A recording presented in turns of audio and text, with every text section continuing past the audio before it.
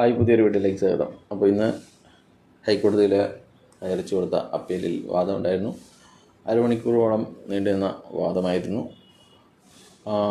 വാദത്തിൻ്റെ തുടക്കത്തിൽ തന്നെ competent authority അവർ SBIയിൽ account open ആക്കിയിട്ടുണ്ട് എന്നുള്ള കാര്യങ്ങൾ അറിയിച്ചു, പാസ്ബുക്കും കാര്യങ്ങളൊക്കെ. അതിനുശേഷം കമ്പനി ഫയൽ ചെയ്ത സ്റ്റേറ്റ്മെൻറ്റ് 72ഓളം പേരുടെ FIRഉം അവരുടെ ക്ലെയിം എമൗണ്ടും കോടതിയിൽ സമർപ്പിച്ചു. അതിനുശേഷം കോമ്പറ്റൻ്റ് അതോറിറ്റിക്ക് വേണ്ടി ഡിസ്ട്രിക്ട് കളക്ടർ സ്വീകരിച്ച ക്ലെയിം പെറ്റീഷനിലെ 239ഓളം ആൾക്കാരുടെ ക്ലെയിം ലിസ്റ്റും കോടതിയുടെ മുമ്പാകെ വന്നു. അപ്പോൾ ടോട്ടൽ 239 ആൾക്കാരാണ് ക്ലെയിം പെറ്റീഷൻ കൊടുത്തിരിക്കുന്നത്. അത് 20 കോടിയിൽ മേലെയാണ് അതിൻ്റെ എമൗണ്ട്.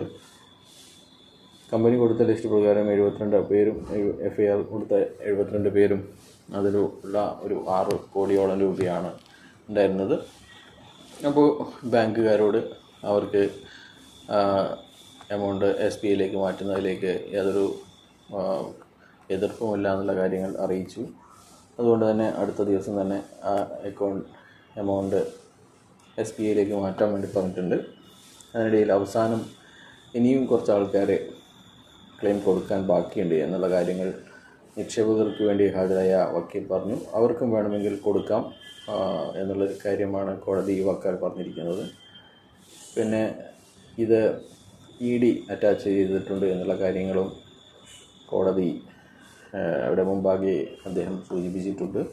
അതുകൊണ്ട് തന്നെ ED അറ്റാച്ച് ചെയ്തതുകൊണ്ട് ഈ ട്രാൻസ്ഫർ ചെയ്ത എമൗണ്ടുകളെല്ലാം തന്നെ EDയുടെ കൂടി അറ്റാച്ച്മെൻറ്റിൽ ഉൾപ്പെടും എന്നുള്ള കാര്യം പറഞ്ഞു. ഈ ഫണ്ട് അടുത്ത സിറ്റിങ്ങിൽ നിക്ഷേപകർക്ക് അവരിട്ട പ്രിൻസിപ്പൽ എമൗണ്ട് അവർ എത്രയാണോ നിക്ഷേപിച്ചത് അത് റിലീസ് ചെയ്യുന്ന കാര്യത്തിൽ തീരുമാനമാക്കാമെന്നാണ് കോടതി ഇന്ന് പറഞ്ഞിരിക്കുന്നത്. അതിനിടയിൽ നിക്ഷേപകരായിട്ടുള്ള തിരുവനന്തപുരത്ത് നിക്ഷേപകരായിട്ടുള്ള ആൾക്കാർ ആയിഷ ബീവി കോടതിയുടെ മുമ്പാകെ അവർ 2 വർഷമായി ഇതിൻ്റെ പുറകെയാണ് എന്നുള്ള കാര്യങ്ങളും അവർക്ക് എത്രയും പെട്ടെന്ന് പണം തിരികെ കിട്ടണം എന്നുള്ള കാര്യങ്ങളും കോടതി മുമ്പാകെ അറിയിച്ചു. അപ്പോൾ കോടതി പറഞ്ഞിരുന്നത് ഞാൻ വെറും 2 ആഴ്ച മാത്രമേ ഞാൻ ഈ കേസ് എടുക്കാൻ തുടങ്ങിയിട്ടുള്ളൂ എന്നും എത്രയും പെട്ടെന്ന് തീരുമാനമാക്കാമെന്നുമാണ് പറഞ്ഞിരിക്കുന്നത്.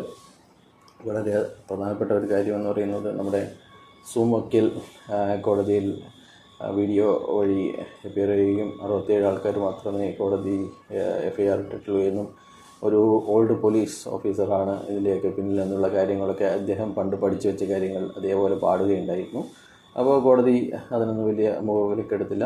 അതൊക്കെ അവർ പറഞ്ഞിരിക്കുന്നത് നിങ്ങൾ ആർക്ക് വേണ്ടിയിട്ടാണ്, അത് സൊസൈറ്റിക്ക് വേണ്ടിയിട്ടാണ് എന്ന് അദ്ദേഹം അവസാനം പറഞ്ഞു.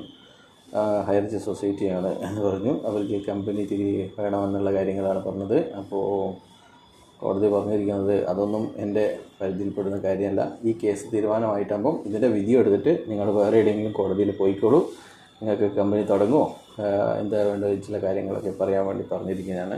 അപ്പോൾ സൊസൈറ്റിയുടെയും കമ്പനി തിരിച്ചുകൊണ്ട് വരിക, ഈ അപ്പീലിലൂടെ ഇംപ്ലീഡ് ചെയ്ത് കമ്പനി തിരിച്ചുകൊണ്ട് വരിക എന്നുള്ള കാര്യങ്ങളൊക്കെ അവസാനിച്ചു എന്നാണ് പറയാൻ വേണ്ടിയിട്ട്. പിന്നെ ഇദ്ദേഹം അവസാനം കോടതിയിൽ ഈ നിക്ഷേപകർക്ക് പണം തിരികെ കൊടുക്കുമെന്ന് മനസ്സിലാക്കിയ സമയത്ത് എന്തൊക്കെയോ പറയാൻ ശ്രമിച്ചുവെങ്കിലും അത് വോയിസ് ക്ലിയർ അല്ലാത്തതിനാൽ നിങ്ങൾ എന്തെങ്കിലും പറയാനുണ്ടെങ്കിൽ നിങ്ങൾ എഴുതി നൽകൂ എന്നുള്ള കാര്യമാണ് കോടതി പറഞ്ഞിരിക്കുന്നത്. അപ്പോൾ ഇതിൽ പ്രധാനപ്പെട്ട ഈ 2 കാര്യങ്ങളാണ്. കമ്പനി തിരിച്ചു കൊണ്ടുവരാൻ ഉള്ള എല്ലാ അവസരങ്ങളും അടഞ്ഞിരിക്കുകയാണ്.